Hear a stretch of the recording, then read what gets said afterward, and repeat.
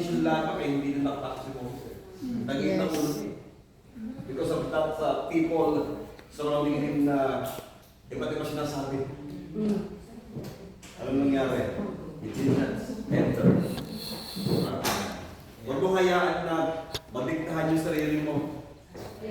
Bakit hindi ka napasok? Let us be serious in serving God. Amen. Hindi guarantee na later ka kakasama sa natin. Yes, no. It's not guarantee. Like a leader, wala ka sa langit. Ano yung guarantee? You are faithful and obedient from the beginning to the end. Yung po yung pagiging bakita. Amen? Amen. Po tayo. After your question, mamaya na lang po, we will do this two reflections in without any ado.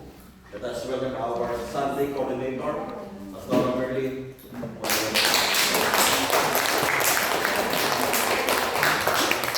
Purihin ang Panginoon Diyos. Amen. Sa ating mga katabi, nanlalamig po ba kayo? Nanlalamig ba? Mainit ako. Mainit ako. So dapat pag-iisip po natin kung tayo ay nakakaramdam na lamig.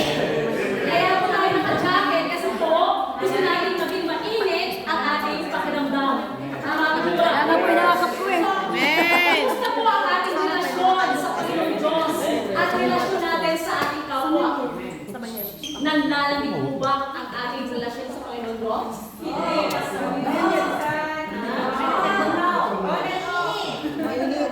Kung paano naman yung ating relasyon sa ating kapwa? Mainit na mainit. Dapat po ay mainit ang ating relasyon sa Panginoong Diyos at sa ating kapwa. Kaya nga po sabi ni Pastor Alvin, ano po, kailangan maging intentional tayo para mapalakas natin at maging malalim ang ating relasyon sa Panginoong Diyos. Ang relasyon natin sa ating kapwa. Kaya lang po papaano kung tayo ay nakakaranas ng panlalamig. Ano po ang dapat natin gawin? Dapat po tayong magpainit. Pakuluan. Kaya sabi nga po dito, we need to rekindle our service to God. Ito po yung title ng aking topic sa ngayon. Makikita po natin yung picture na to, nagniningas. At dapat na po natin pagbingasin yung ating relasyon sa Panginoong Diyos. So yung ating relasyon po ay hindi po yan aksidente. Ito po ay intentional. Tayo po ang gagawa ng paraan kung paano natin mapapalakas at mapapalalim ang relasyon natin sa Panginoong Diyos. Ayun po ba? So tayo po ang mayroong pananagutan kung tayo ay nanlalamig sa Panginoong Diyos. Hindi po natin maaaring isisi sa ating kapwa o kahit kanino man kung tayo ay nanlalamig sa ating pananampalataya. Because it is always intentional. Laging ikaw ang lalapit sa Panginoong Diyos. Ito ay nasabi sa James 4:8, draw near to me, sabi ng Panginoon Diyos, and I will draw near to you. So, ibig sabihin tayo mga Kristiyano, tayong lalapit sa Panginoong Diyos para lumalim at maging matatag ang ating relasyon sa Panginoon Diyos. So, ang text po natin sa ngayon ay makikita po sa 2 Timothy chapter 1, verse 6. Tayo po ay tumayo at sabay-sabay po natin basahin. Sabi po dito, for this reason, I remind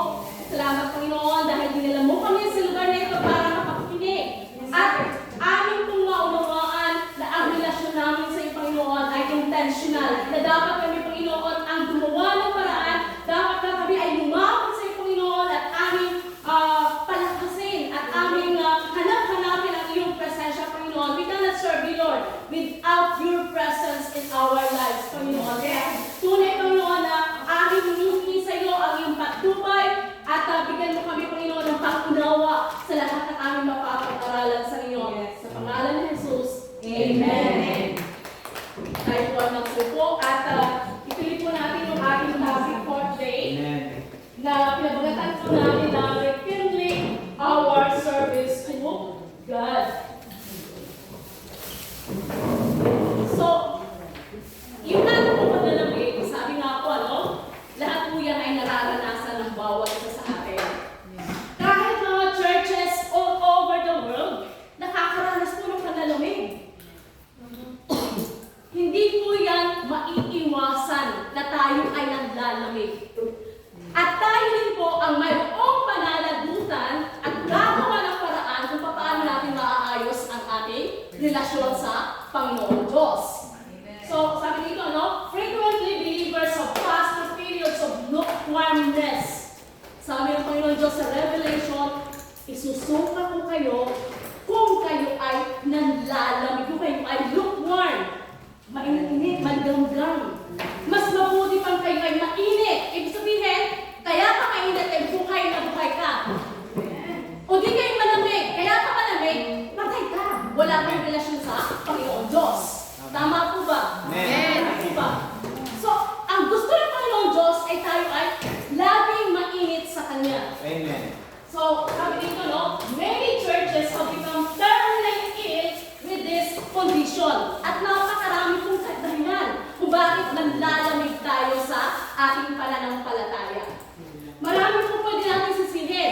But you have the choice kung ano yung dapat mong gawin para maging mainit ang iyong pananampalataya sa Panginoon Diyos. Ikaw pa rin ang magdedesisyon sa iyong sarili. Dahil ang ating relasyon sa Panginoon Diyos, it is personal. At hindi mo maaaring isisi sa ating kapwa kung bakit ikaw ay nanlalamig. It is personal, ikaw ang lalapit sa Panginoon, at ikaw ang mayroong pananagutan sa Panginoon. Amen. Hindi mo maaaring isisi sa iyong kapwa ang iyong panlalamig. So, sabi dito, maraming itiayos sa survey, the longer the church exists, the more it becomes cold and ineffective. So, parang ginagawa lamang is more on service without the presence of the Lord. Nasa church ka na, wala naman ang presence ng Panginoon Diyos sa iyo. Kasi, ang gusto mo lang ay makapunta sa church. Parang gusto mo lamang na mag-serve without the presence of the Lord. At ito po ay malimit na nangyayari sa mga churches. Kaya dapat po natin paglingasin yung ating pananampalataya sa Panginoong Diyos. So, the word rekindle, it means to give life. Kung nanghihina na po, o di kaya naman ay aandap-andap na yung apoy natin sa ating puso, sa ating pananampalataya, dapat po natin ito stir up. Dapat po natin bigyan ng buhay yung ating pananampalataya sa Panginoong Diyos. So the word rekindle, it means to give life, to stir up, or to clean up. Di po ba pagka tayo ay hinihipa natin ang isang apoy, pag hinihipa natin yan, nawawala yung mga abo. Yes. Nawawala, nalilinis. At ang natitira ay yung baga, at yun ay naglilingas habang ating hinihipan.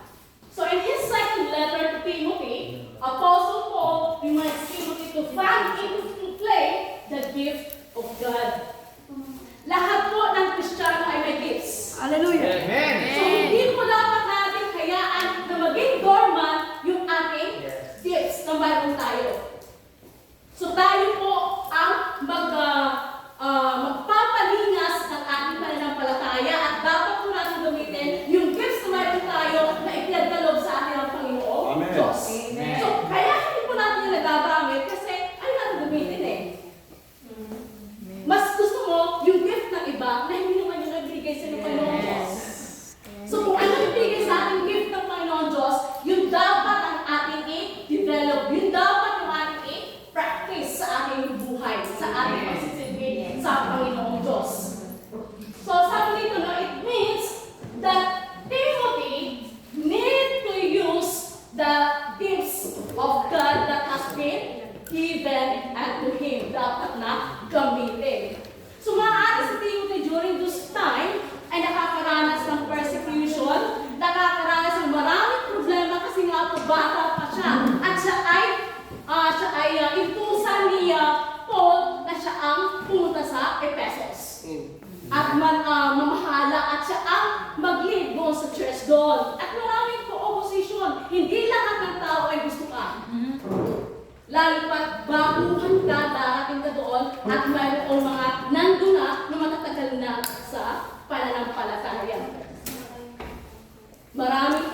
opposition, maraming ayaw sa'yo. So, the word of Paul to Timothy is an encouragement para maging maayos ang kanyang buhay bilang isang Kristiyano at bilang isang leader. Dapat na pagmingasin ang kanyang pananampalataya. Kung tayo man po nakakaranas ng opposition, nakakaranas tayo ng panlalamig sa ating pananampalataya, we need to rekindle Hallelujah.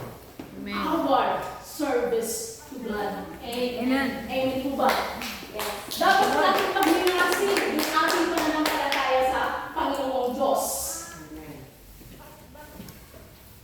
So, the key to fruitfulness and fulfillment in life is stewarding our time and energy to deepen our relationship with God. So our values should be aligned with our priorities. Kung ang priority natin ay ang Panginoon Diyos, dapat kasama yung value natin eh. Hindi yung sabi nga po ni Pastor Alvin kanina, nagsiserve ka. Wala naman yung presensya ng Panginoon Diyos. Kailangan yung presensya ng Panginoon Diyos ay nasa sa iyo para yung service mo sa Panginoon Diyos ay authentic. Amen. Dahil kung nagsiserve ka na wala ang presensya ng Panginoon Diyos sa iyo, ibig sabihin ang iyong relasyon sa Panginoon Diyos ay transactional. Our relationship with God must be covenantal and not transactional. Hindi po ba? Hindi po natin maaaring suhulan ang Panginoon Diyos.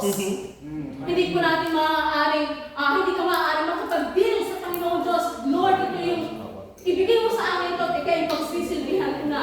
Hindi po maaaring gano'n. Hindi maaaring transactional yung ating relasyon sa Panginoong Diyos. It must be covenantal. Dapat meron tayong covenant sa Panginoong Diyos. Dapat tayo ay laging nasa kanyang presensya lamang. Amen po ba?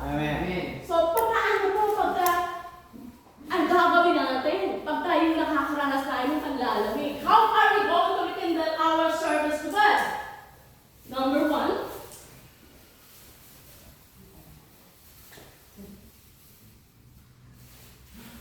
to rekindle our service to God, we need to fan into flame our passion for prayer. Yung topic po namin kahapon is about prayer kay Pastora Annabel. Sabi niya, sabi po ni Pastora, paano ko makakapag-pray? O paano ka makikipag-communicate? O may pa-pour out kung anong laman ang puso mo sa isang Diyos na hindi mo kilala. Kailangan kilala mo ang Panginoong Diyos. Amen. Tama po ba? Amen. So, ang relasyon natin sa Panginoong Diyos, para manatili ang pagniningas, kailangan po natin ang prayer. We need to find into play our passion for prayer. Yun po ay mababasa natin sa 1 Timothy chapter 2, verses 1 to 2. So, Paul urged everybody to pray. Hindi lamang para sa iyong sarili, kundi para sa lahat. Dapat po natin pag-pray lahat ng tao at lahat ng mga kakilala natin. Hindi lamang po sa ating sarili. Hindi po tayo nag-pray para lamang sa needs natin. I-present natin ang ating bucket list sa Panginoong Diyos para sagutin at maibigay sa ating mga gusto natin. Kundi ang ating pong prayer ay hindi po monologue. Prayer is a dialogue. Dapat naririnig po natin at pinakikinggan kung ano yung kasagutan ng Panginoon Diyos sa ating hinihiling sa Kanya. So, first thing that the believer can rekindle their service to God is to fan into flame his passion for prayer. So, it is a vital practice for deepening and strengthening your relationship with God. Napakahalaga po yan. Ito po ay napakahalaga para lumalim at maging matatag ang ating pananampalataya sa Panginoong Diyos. So prayer needs the fuel that keeps the fire of the Holy Spirit in our life. Amen.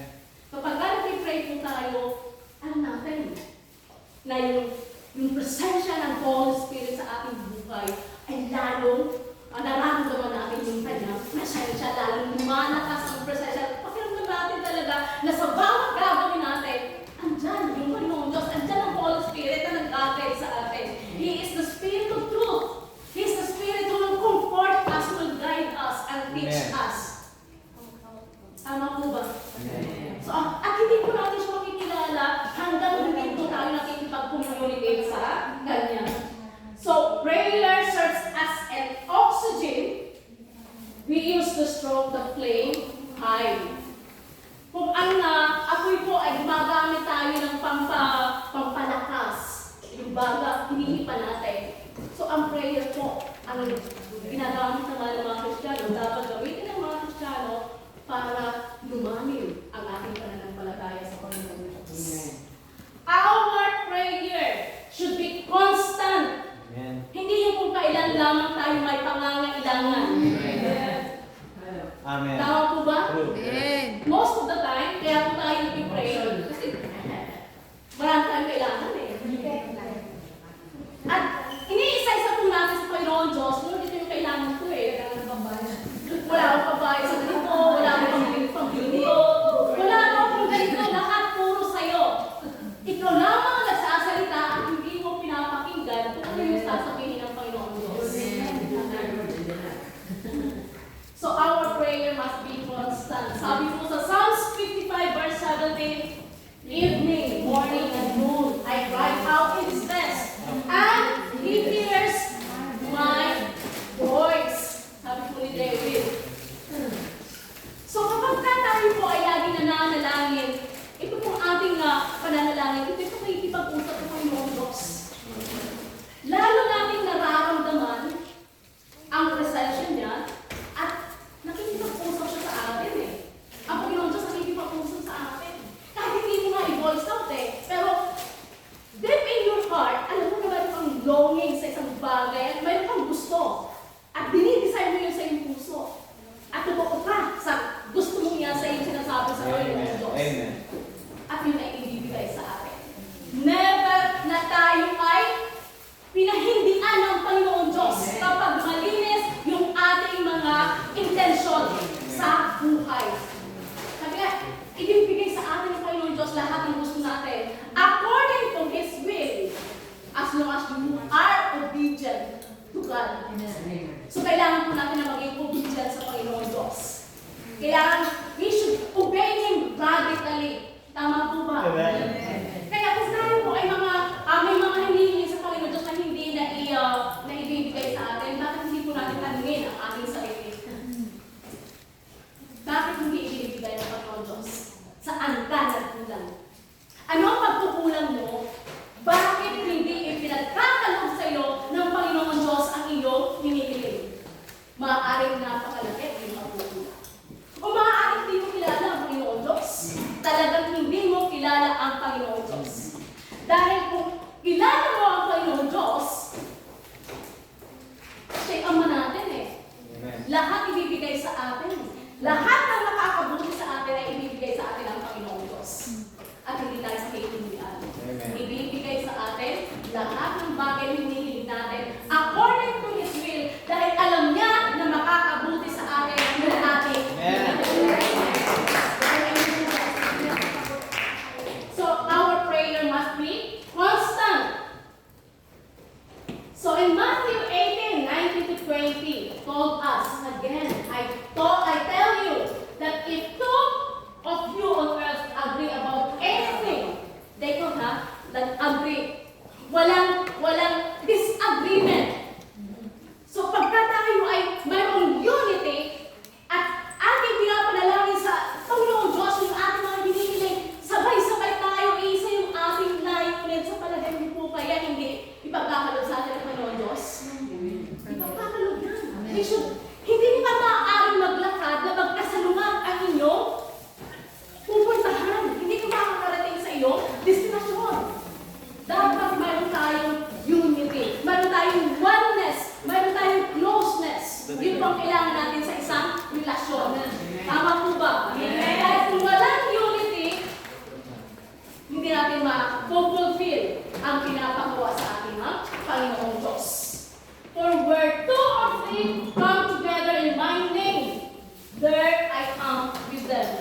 sinasabi ng Panginoon Diyos. Isipin niyo po ang pangako niya ng Panginoon Diyos. Kung kayo ay united na nananalangin sa Panginoon Diyos, iisa ang inyong layunin. Walang ibang masamang motibo ang inyong pagtitipon. Ang Panginoon Diyos nasa kalgitnaan natin. At alam ko po na nandito ang Panginoon Diyos sa lugar na ito, sa ngayon. Kasama natin ang So, our prayer must always be in accordance with God's will. Hindi yung kung ano yung gusto mo, yun ang masusunod. Kailangan kung ano yung will ng Panginoon Diyos. Dapat kilala mo ang Panginoon Diyos, sinusunod mo ang Panginoon Diyos, at alam mo ang will niya sa iyong buhay. Tama po ba? Amen. At hindi natin nakikilala ang Panginoon Diyos na hindi tayo nanalangin. Na hindi tayo nakikipag-commune sa Panginoon Diyos. Sabi nga, no, ng Panginoon is Jesus Christ, I am the vine, and you are the branch. Apart from me, you can do nothing. Kahit ano po pagsisikap natin, hindi po natin mapapagtagumpayan yung mga bagay na gusto natin without God in our lives. So, kailangan po natin ang Panginoon Diyos. Ang ating relasyon, inuulit ko po, it's not transactional. Amen. It is covenantal. Kailangan mayroon tayong intimate relationship with God. Amen. Mayroon tayong intimacy sa ating relasyon sa Panginoon Diyos. Sabi nga, the best medicine for a good relationship is communication. Amen. Kung tayo po ay hindi nakikipag-communicate, paano mo malalaman ang nararamdaman ng isang tao? Amen. Paano mo iniiwasan ng isang tao? Paano mo malalaman kung ano yung kalooban ng Panginoon Diyos kung hindi ka nakikipag-communicate sa Panginoon Diyos? Amen. Tama po ba? Amen. So, kailangan po natin na manalangin. At ang pananalangin natin sa Panginoon Diyos, it must be constant. Hindi yung kung kailan lang tayo mayroong pangangailangan. So, prayer should be constant in our lives. It must be the priority of the believers. So, tayo po ba nagagawa natin na mag-pray? Amen. Yes. Kailan po tayo mag-pray? Every now and then. So, mga ganyan?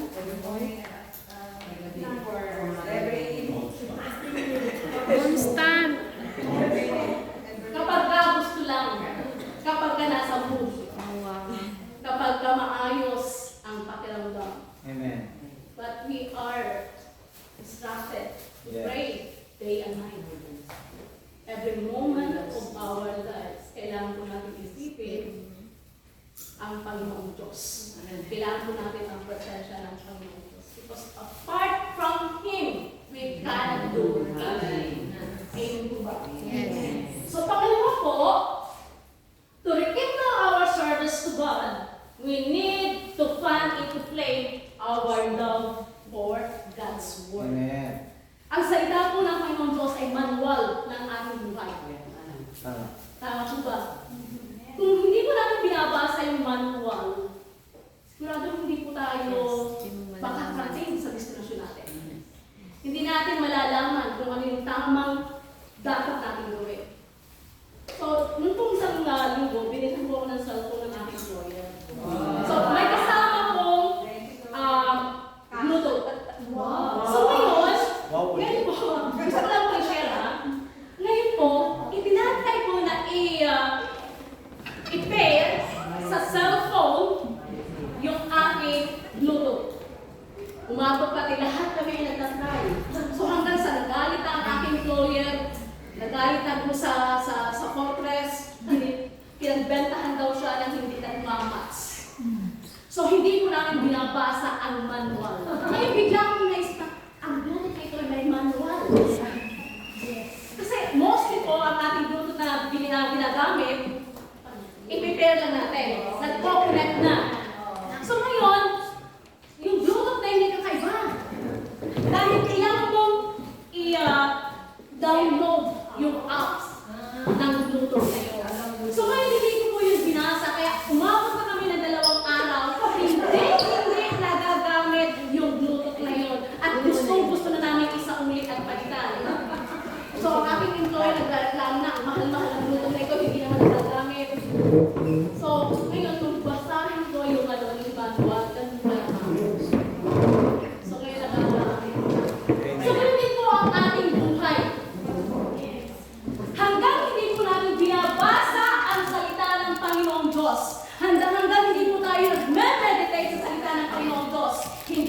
makikilala ang Panginoong Diyos. Amen. Hindi natin malalaman yung kanyang mga promises.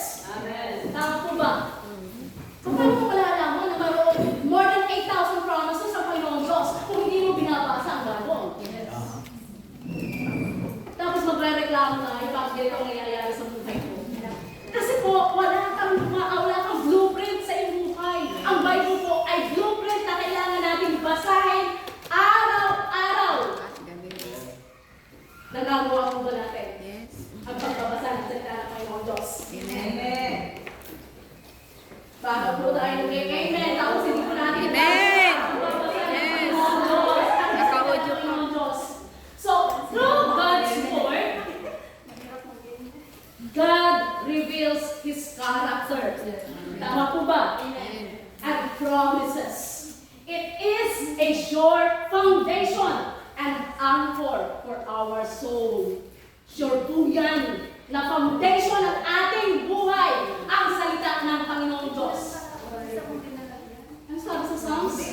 Thy word is the light of my life and the lamp of my feet. So, ibig sabihin, habang po tayo naglalakad, Yun ang ating makikita po natin ang ating dinaraanan. Kasi, yan po ang nagsisilbing ilaw sa inyong daraanan. So, ang salita ng Panginoong Diyos, blueprint po natin yan, manual ng ating buhay. So, it provides guidance step by step, moment by moment. And through God's Word, we are encountering the living God. You want to encounter the living God? Amen! Gusto po ba natin? Yes. Ano po ang dapat natin gawin? Read the Bible. Magbasa ng Bible. Because the Word of the Lord, sabi nga po sa Hebrew chapter 4, verse 12. Makinig po tayo. The Word of the Lord is alive. It is full of power. It is active. It is operative. It will energize you. It will control you. Tama po ba? Kapag na nagsasabi tayo, napuputol natin ang ating sarili eh. Kasi alam natin na mali dahil nabasa natin sa salita ng Panginoong Diyos. It penetrates into our whole body. Tama po ba? Habang nagbabasa ka ng salita ng Panginoong Diyos, yun ay parang pumapasok sa iyong kalooban. Nararamdaman mo ang salitang sinasabi ng Panginoong Diyos. It pierces the spirit, soul, body and mind, will and heart. As you speak God's word, it effectively works. Thus, in the life of those you pray for, overthrowing every high thing raised up against the knowledge of God, bringing captive to the obedience of Christ, and enlightening to know your calling, inheritance, and the power of God for those who believe. Amen po ba? Yun po ang salita ng Panginoong Diyos. So gusto natin na makita o makasama ang buhay ng Diyos, magbasa po tayo ng Bible. Gusto natin malaman kung ano yung mga promises ng Panginoong Diyos at ma-fulfill sa buhay natin ang pangako ng Panginoong Diyos. Magbasa tayo ng salita ng Panginoong Diyos. Amen po ba? Amen. So we need to meditate the Word of God day and night. Sabi po sa Joshua 1:8, do not let this book of the law depart from your mouth. Amen. Ano po ba ang ating mga pinag-uusapan pagka tayo ay nagkakasama-sama? Si This Am. is Si Am. or the Word of God. O the world, sabi nga po, ano po ang pinag-uusapan natin? Ay ang instruction po sa atin ay do not let the Word of God depart from your mouth. So ibig sabihin, kung wala nang lumalabas na mabuti sa ating bibig, at wala nang lumalabas na salita ng Panginoon Diyos sa ating bibig, there is a problem in your relationship with God. Mayroon kang malaking problema. At maaaring ikaw ay aandap-andap na ang iyong pananampalataya sa Panginoon Diyos. Tama po ba? Amen. Pwede po tayong magkunwari eh. na tayo ay Okay.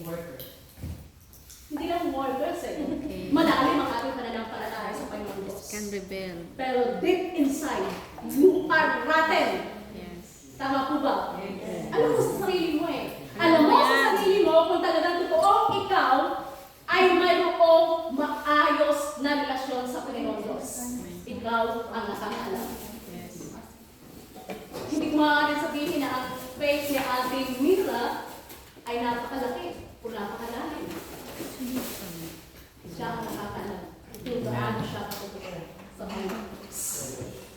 So yung relasyon po natin sa Panginoon Diyos, gaano man ito kalalim, gaano man ito katatag, tayo po at ang Diyos ang nakakaalam. Amen. Walang ibang nakakaalam. Amen. So we need to meditate the Word of God day and night. Dapat po natin unawain at isa pamuhay na ang pagbabasa ng salita ng Panginoon Diyos ay magbibigay sa atin ng buhay, magbibigay sa atin ng katatagan. Amen po ba? Amen. Wala pong problema na hindi malalampasan ng hindi po natin, kasama natin ang Panginoon Diyos. Darating po lagi ang pagsubok sa ating buhay. But when the presence of God is with you, malalampasan ang pagsubok. Sino po ba ang ating pipiliin? Ang salita ng Panginoon Diyos o ang salita ng mundong ito? It is our choice. So sabi po dito, no? Kung i-meditate natin ang salita ng Panginoon Diyos day and night, and we are careful to do everything written in it, you will become prosperous and successful. So, ibig sabihin, ang key para maging tayo ay prosperous, mapagtagumpayan natin lahat sa ating buhay at makamit natin yung lahat ng ating hinanasa sa ating buhay, basahin natin ang salita ng Panginoon Diyos. Ito po ang key in order for you to prosper and to be successful in life. Amen po ba? Amen. So, napasarap mong mag-aral at basahin ang salita ng Panginoon Diyos. Yung talagang hindi mo lang binasa, kundi yung alam mo na nakikipag-usap sa iyo ang Panginoon Diyos through His Word. So, we need to obey what is written in God's Word. Hindi lang po ito sa pagbabasa, kundi kailangan po ating sundin kung ano ang sinasabi ng Panginoong Diyos. Dahil sabi po sa James, kapag ka daw ikaw ay nanalamin, para ka lang nanalamin, na pagtalikod mo, hindi mo na alam ang iyong itsura. Kung binasa mo ang salita ng Panginoong Diyos na hindi mo isinasapabuhay ang salita ng Panginoong Diyos. So, hindi lamang pagbabasa ang dapat nating gawin, kundi we should apply it into our lives. Ina-apply po ba natin sa ating buhay ang salita ng Panginoong Diyos? Amen. Dapat po na i-apply natin sa ating buhay. So, we must read the Bible daily. We have to meditate the Word of God to feed our soul. Kung tayo po ay kailangan na lang natin ng pagkain para lumakas ang ating katawan, kailangan po natin ang salita ng Panginoon Diyos para lumakas ang ating spiritual na buhay, ang ating spirito. Ang salita ng Panginoon Diyos ang magpapalakas sa ating spirito. So, number 3. So, okay, isa pa po, ano po? God's Word is more precious than gold. Amen. And sweeter than honey. Amen. Napakasarap pakinggan po, ano? Ang salita ng Panginoon Diyos ay mas precious pa daw sa gold. Amen. Than pure gold. Yes. Pero ang mas pipiliin pa po natin ay ang gold. Than the Word of God. Tama po ba? Marami mas pinipili ang gold dyan eh. Yes. Kaya po ang sabi po sa Word of God, sa salita ng Panginoon Diyos, it is precious than pure gold. Amen. And sweeter than honey. isipin na walang ibang mahalaga sa buhay natin bilang mga Kristiyano, kundi ang presensya ng Panginoon. Amen.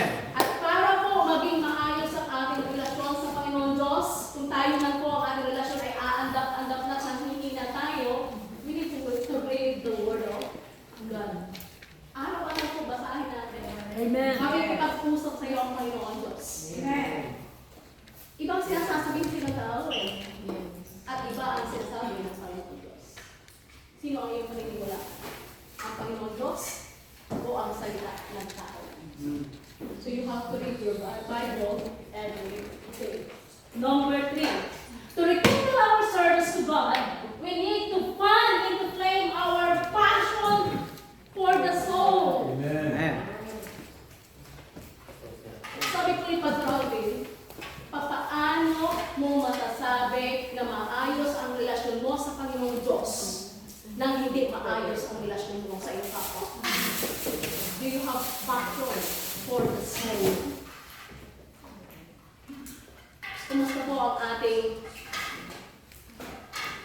pagmamahal sa ating kapwa?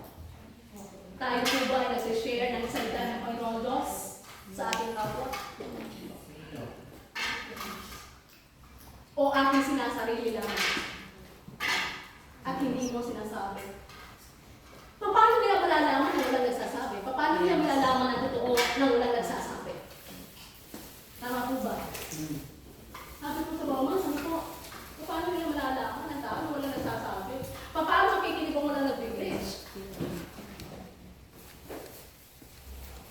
Sinishare po ba natin ang salita ng Panginoon Diyos sa ating mga mahal sa buhay?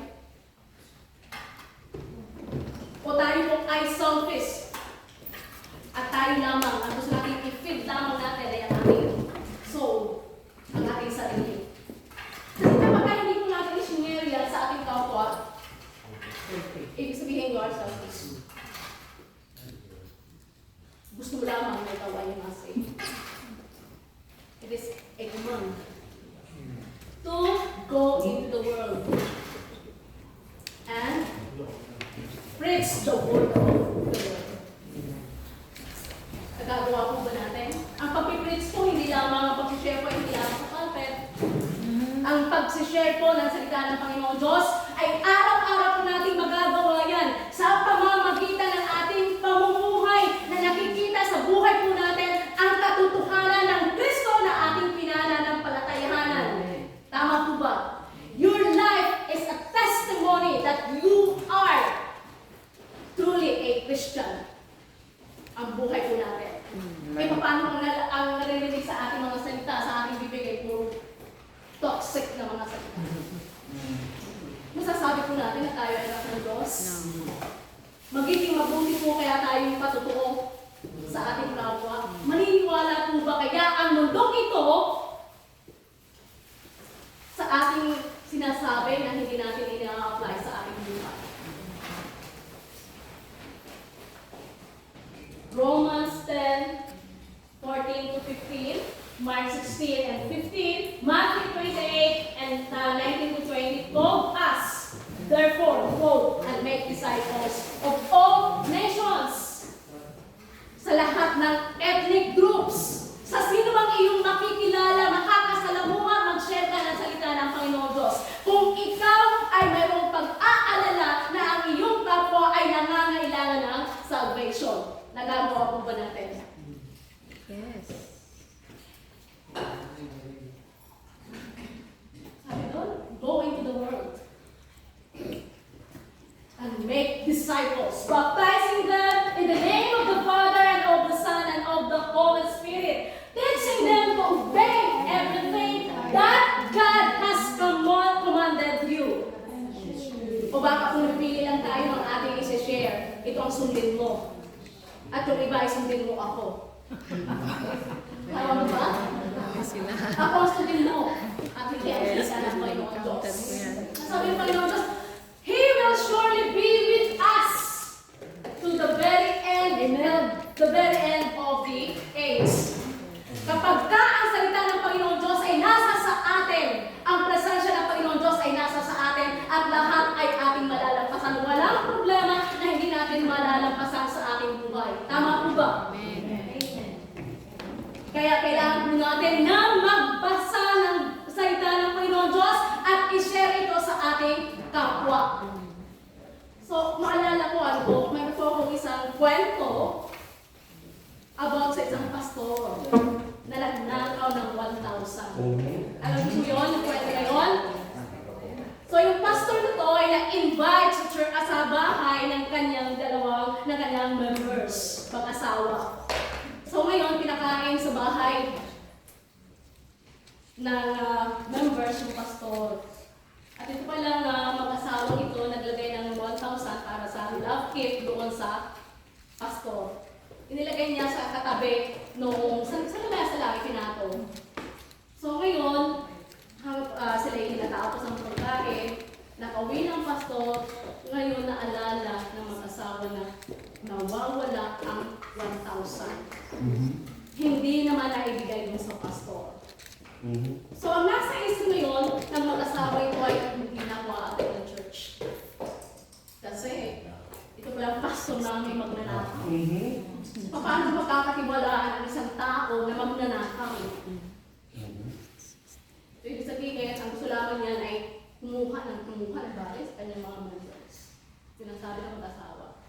Silang mag-asawa ay tormented sa kaiisip doon sa ginawa ng pastor sa kanila. That after 2 months, nakasalubong ngayon ng pastor. Ngayon sabi doon sa pastor is, napansin di ba na hindi na kami umaten sa church mo? Sabi doon sa pastor. Sabi naman ng pastor, ay mga po ano pong nangyari ba't hindi na kayo umaten? Ay kung maaalala niyo po, kayo in-invite namin sa bahay. Napansin niyo po ba na mayroong 1,000 doon sa table, tapos nawala? Tapos sagot po ng pastor, oo nga po, may 1,000 po doon. Inilagay po, isinipin ko po sa Bible na nandun din sa table. Kasi baka po mapasa. Habang tayo baka mabubusa ito, may mapasa. So ngayon, inilagay ko, isinipin ko po doon sa inyong Bible. So ibig sabihin, ang mag-asawang ito ay hindi nagbabasa ng Bible. At ang pinitang lamang sa pastor na pinagnakawan sila ng 1,000. Kaya hindi ko natin malalaya ang Panginoon Diyos. Yes.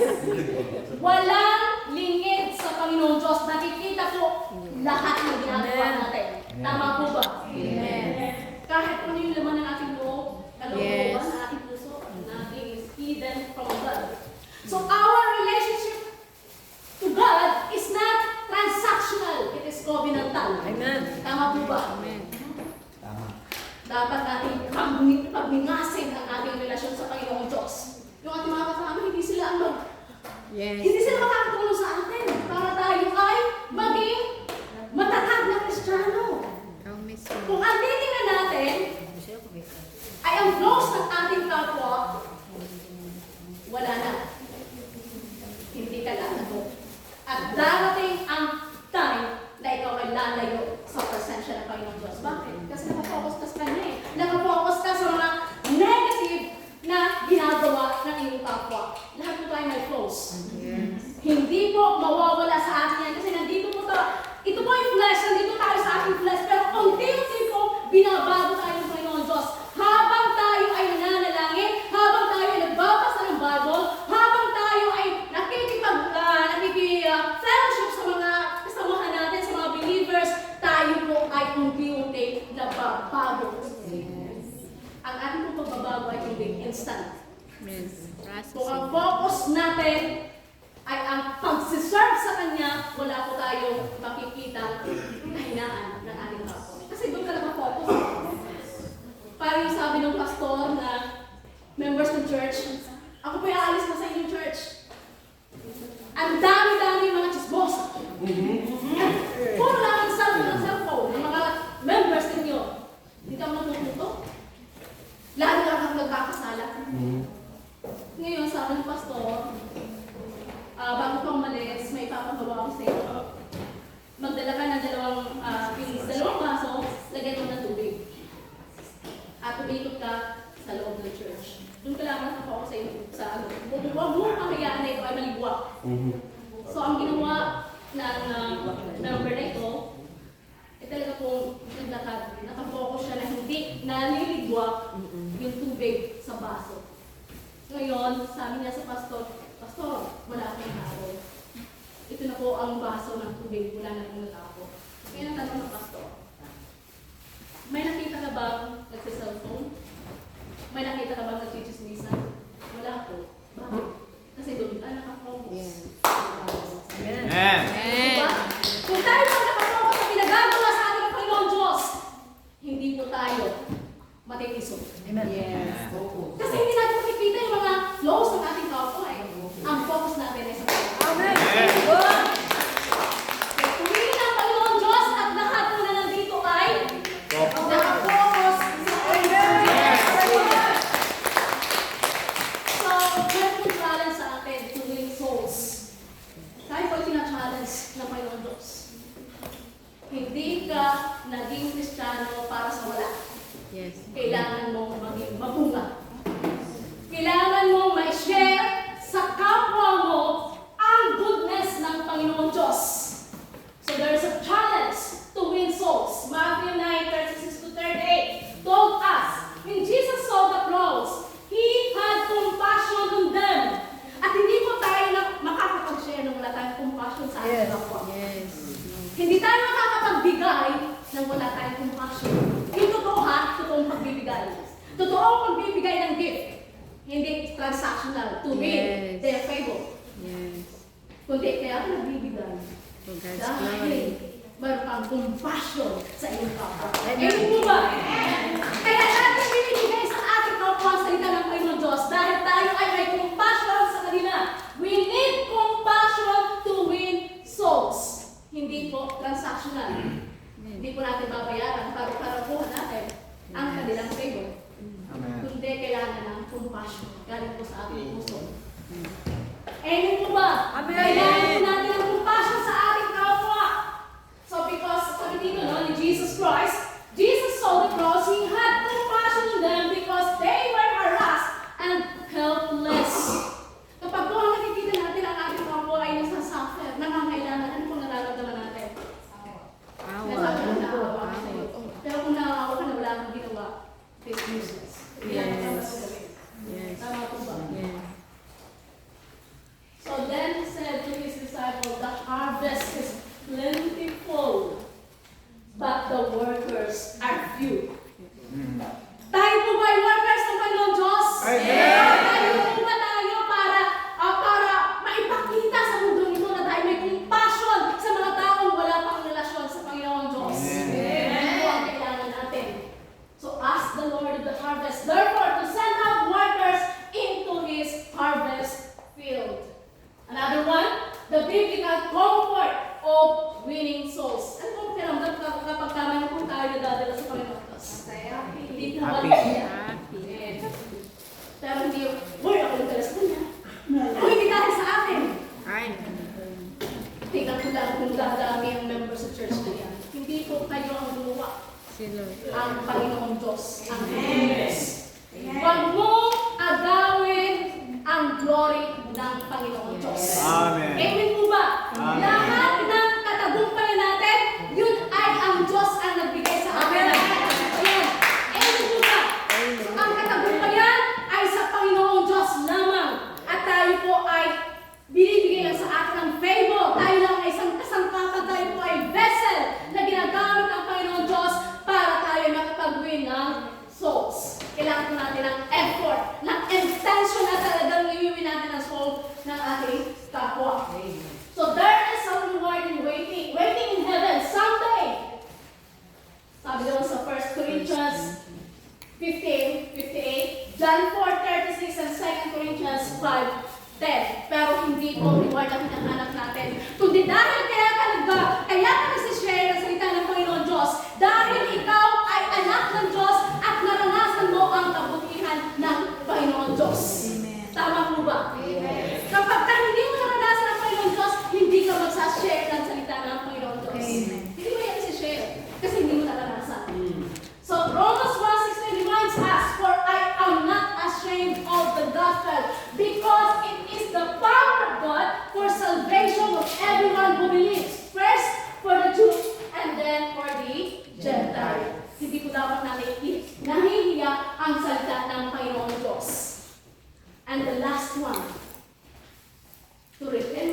our service to God. We need to fan into flame our God-given gifts. Lahat po tayo ay may gifts na binigay ang Panginoon Diyos. Amen. Huwag po natin hayaan maging dormant ang salita ng ang gift na meron tayo. Yun po ang ating i-activate yung gifts na meron tayo. Atin pong gamitin ang gifts na yan sa paglilingkod sa Panginoon Diyos. Hindi po para magpa-impress. Hindi po para sabihin na mas mabilis ka sa iyong kapwa. Kundi gagamitin natin ang gifts na yan para mabigyan ng kapurihan ang Panginoong Diyos. Amen po ba? So Apostle Paul reminds Timothy to fan into flame the gift of God. It means that he needs to rekindle the gift that was in him. Dahil tayo po, habang tayo nung naging Kristiyano tayo po ay may gift na pinagdalaw sa atin ng Panginoong Diyos. Kailangan po tuklasin natin kung ano yung gift na mayroon tayo. At gamitin natin para mapapulihan ang Panginoong Diyos. Amen. Para sa pagpapala po ng ating, may bless natin yung ating kapwa. Amen. At hindi po may pakilalaki natin ang ating sarili. Amen. Sabi sa speech ni Pastor Alvin, humility is beautiful. Kailangan po natin maging humble. Hindi sa salita, kundi makikita sa iyong buhay ang pagiging humble. Amen po ba? Amen. So it means that he needs to rekindle the gift that was in him. He needs to give life and stir up the gift that the Lord has entrusted him. Pinagkatiwalaan ka ng Panginoon Diyos eh. Ipinagkatiwala sa iyong gift na yan, parang hindi mo tinagamit. So ibig sabihin, hindi mo pinahahalagahan ang nagbigay ng gift sa iyo. Hindi mo pinahahalagahan dahil hinayaan mo maging dormant ang gift na iyo.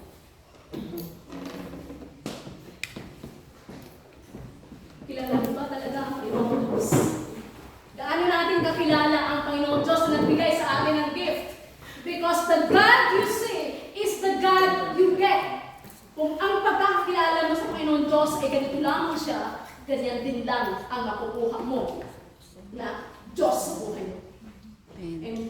Amen. If you only know that God is the God of salvation, hindi mo alam that God can do exceedingly, abundantly, and beyond all that we can imagine. Tama po ba? Because the God you see is the God you get. Paano natin kakilala ang Diyos? So, sabi dito, no, he needs to burst into fire, the gift of God. Huwag po natin kailangan na maging dormant. Ito po yung reminder ni Paul kay Timothy. Panglingasin mo ang gift na mayroon ka na ipinagkaloob sa iyo ng Panginoon Diyos. Huwag mong hayaan na ito ay hindi magamit ay ibinigay yan sa iyo, hindi para ka magmalaki, kundi para mapapulihan ang Panginoong Diyos. Amen po ba? Amen. So, maybe this time, no? That time, Timothy, at this time was in the period of discouragement. At tayo nakakaranas ng discouragement. But we have to be reminded, or we have to remember that God has so many promises into our lives because God is the God of breakthrough. Amen. Mapapagtagumpayan natin lahat ng pagsubok na mayroon tayo. Walang pagsubok, walang problema na hindi natin mapapagtagumpayan. Kapag ka ang Diyos ay nasa sa iyo, He is your light, the light of this world.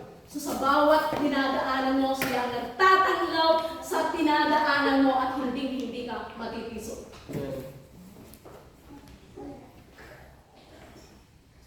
So he needed to be reminded to fan into flame the gift that was in him. At that moment of salvation, God gives us spiritual gifts to be used for His kingdom. Take note. Ang gifts na mayroon na ibigay sa atin, gagamitin yan para sa kanyang kaliguran lamang sa gawain ng Panginoon Diyos. Hindi para maipagmalaki na mayroon kang gifts sa ikaw ay magaling. Kundi ito'y para sa Panginoon lamang. Para mabigyan natin ng kapurihan ang Panginoon Diyos. So, ito po yung steps natin to fan into flame our spiritual gifts. Number 1, discover your spiritual gifts. Wala pong Kristiyano na walang gift. Pero po, lahat ng Kristiyano. A Christian may possess one or two spiritual gifts. Parang pang more than two eh. Maaari na sa iyo ang 9 gifts of the Holy Spirit. Hindi mo natin alam. Hindi mo lamang na-discover na mayroon ka na noon. Walang pinag-bling-bling. Baka naman nasa sa'yo na yung siya. Talagang abot ang langit na. Ang iyong hallelujah. So you have to discover your gifts so that you can use them in your service to God. Number 2, exercise your spiritual gifts. Yes. Gamitin po natin. Huwag po natin hayaan na ito ay nasa tabi lamang, nasa sa sulok na katamo. Kundi kailangan po natin gamitin para sa kaluwalhatian ng Panginoon Diyos. So after you discover your spiritual gifts, then it's time to exercise it. Kapag hindi po natin ginamit dyan, paano na? Ano ang part mo bilang isang Kristiyano? Sa isang ministry, nakaupo ka lang, pero may gifts ka, alam mo na mayroon kang gifts. Kailangan gamitin yan natin para sa kaluwalhatian ng Panginoon Diyos. So ano yung mga spiritual gifts na meron tayo? Ginagamit po ba natin para sa kaluwalhatian ng Panginoon Diyos? And at last, conclusion na po tayo. So maybe in your life as believers of Christ, you have passed the periods of lukewarmness. Atin pong i-evaluate ang ating sarili. Nakakaranas po ba tayo ng lukewarmness? Nung kunwari tayo ay matatalo. Panay-post natin ng verse, pero deep inside, we are lukewarm. Perhaps you have become terminally ill with this condition. Or maybe the longer you serve God, the more you become cold and ineffective in your service to the Lord. Parang nagiging, papunta naman sa church, sasamba, makikinig sa salita ng Panginoon Diyos, buhay ka ng isang day, kinabukasan namatay ka, patay ka na naman ng Monday, ililipid ka ng Friday, resurrected sa Sunday, para pumunta na naman sa church at makinig sa salita ng sa preaching ng pastor. So, ang buhay mo ay naging routine na. Naging routine na lang. Wala na yung fire sa iyong puso, sa iyong pananampahan, sa iyong pagsisigil sa Panginoon Diyos. So, what do we need to do as believers kung ganun ang nararamdaman natin? All we need to do is to rekindle our service to God. And to rekindle our service to God, we need to fan into flame our passion for prayer. We need to fan into flame our love for God's Word. And we need to fan into flame our passion for the soul and God-given gifts. Purihin po ang Panginoon Diyos. Diyan mo natatapos ang ating